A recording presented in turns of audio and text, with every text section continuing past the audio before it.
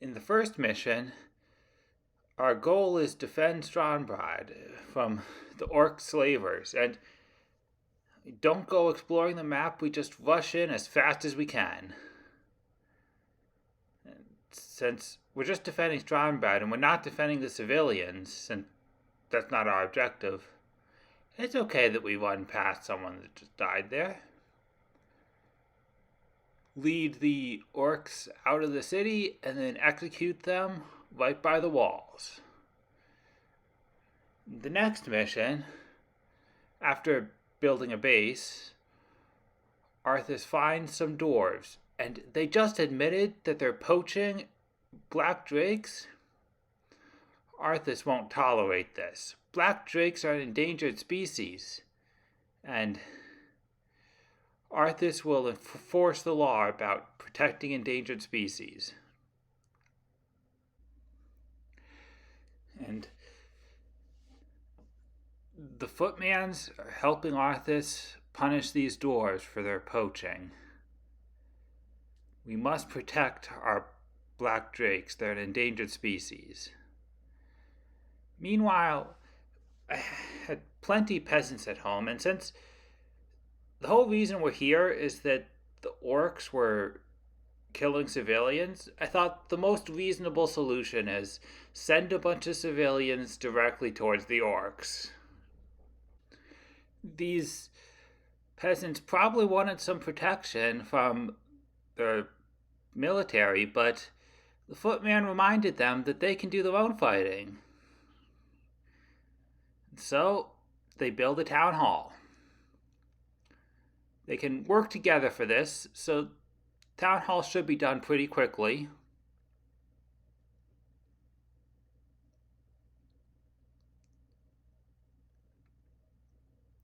And once it's done, the peasants can become militia. Now they can actually fight back against the orcs. Blade Master really did a pretty good job of killing those civilians there, but just too many. And they can overwhelm the orcs here.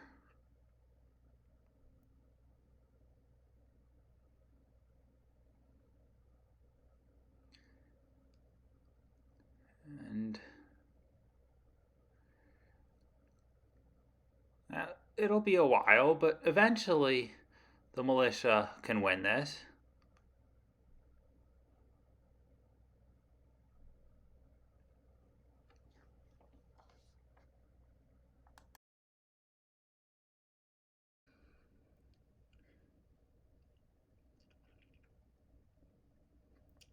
In the next mission, run past this bridge and intentionally don't activate the dialogue trigger there. This villager asks, "My lord, if this is about taxes, I can explain. Slaughter them all." And I gotta agree that the best response to taxes is slaughter them all. So I just let the bandits do that.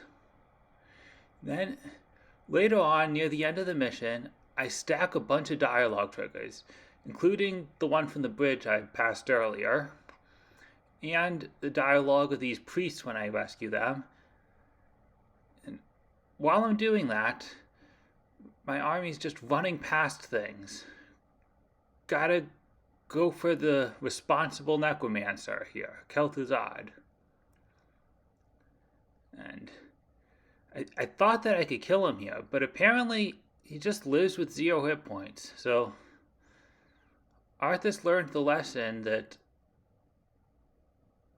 the undead don't really play by the regular rules.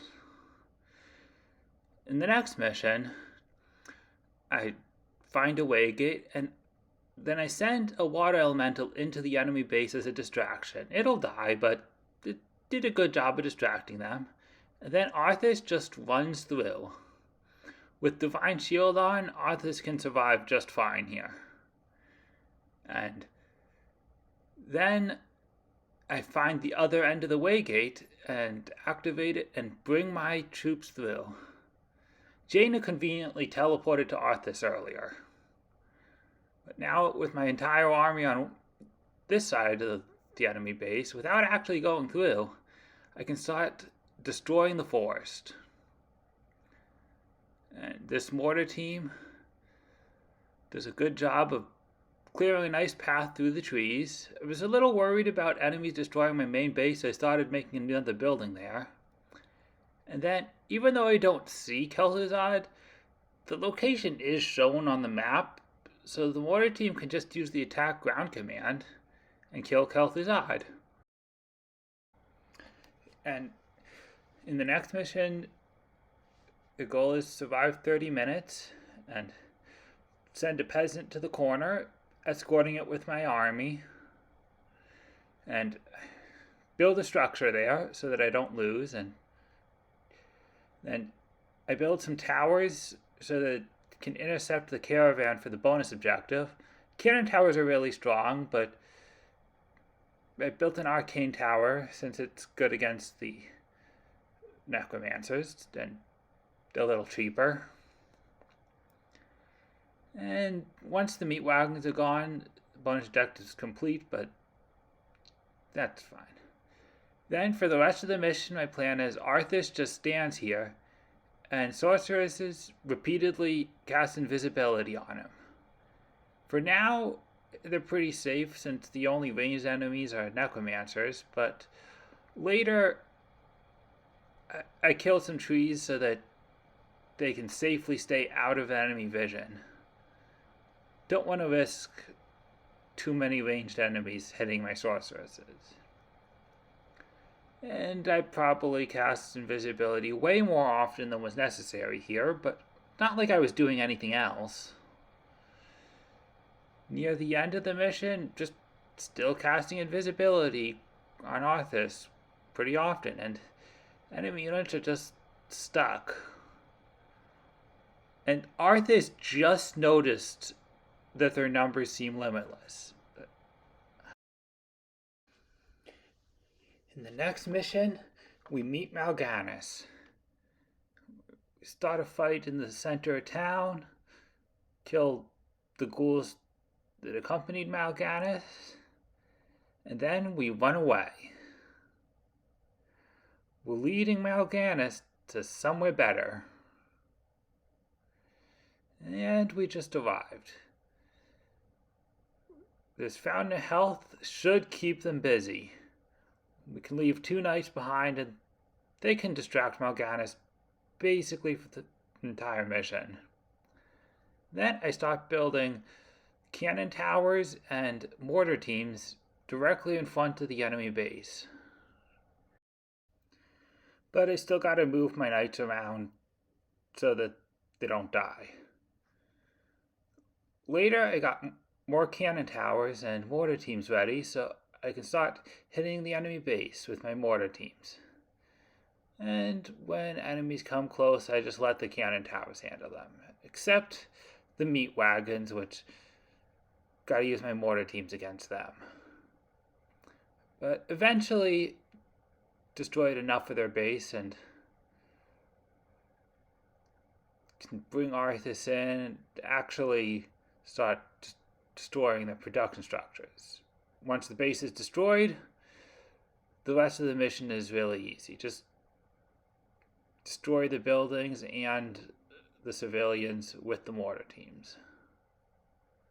Occasionally some of them become zombies, but we can handle them too.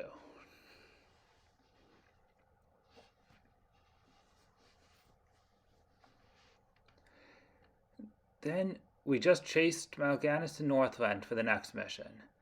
Some wolves chase us, but Arthas still respects endangered species, and we just run past them. We don't want to hurt these wolves.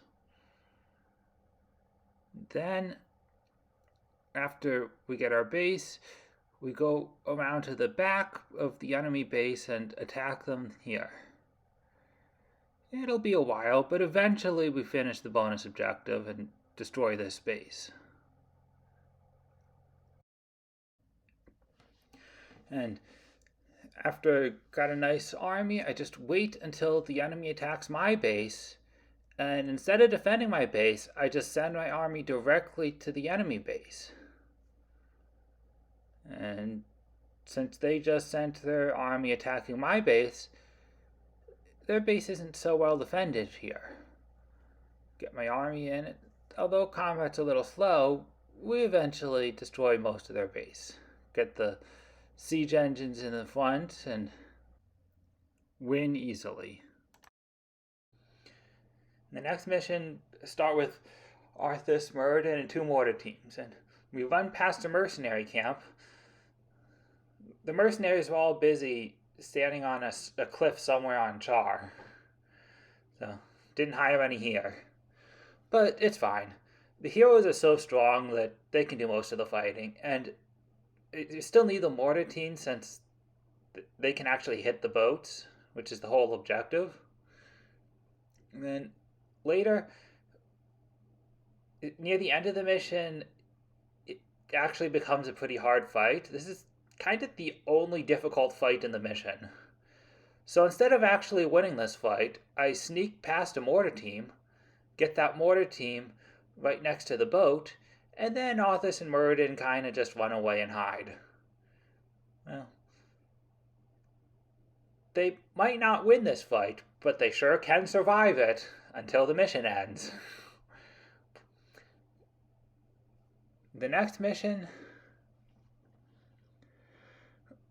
I start by attacking the enemy base with units, but inconveniently the heroes are busy in some canyon, so they're not around, but my army's good enough without them.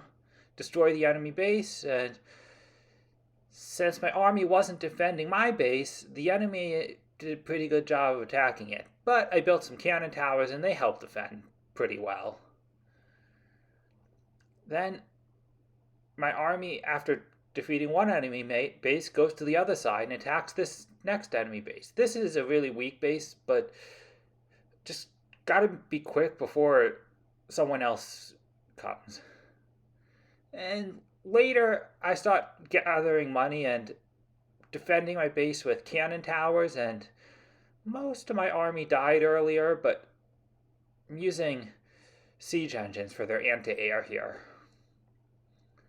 And then start attacking Mal'Ganis' base, and using cannon towers mostly, since they are siege weapons, so using them against buildings just seems right. And on this cliff, they're relatively safe. Later, I can send in cannon towers further into the enemy base. Well, don't really send any, but I can build them in there. And my siege engines can help too. Surprisingly, they can also attack buildings. And eventually I'll destroy Mal'Ganis' base, mostly using cannon towers, but these siege engines did their fair part. But that didn't end the mission, so I gotta kill this boss. Apparently the mission objective was just kill this one thing. And destroying Mal'Ganis' base doesn't complete the mission, so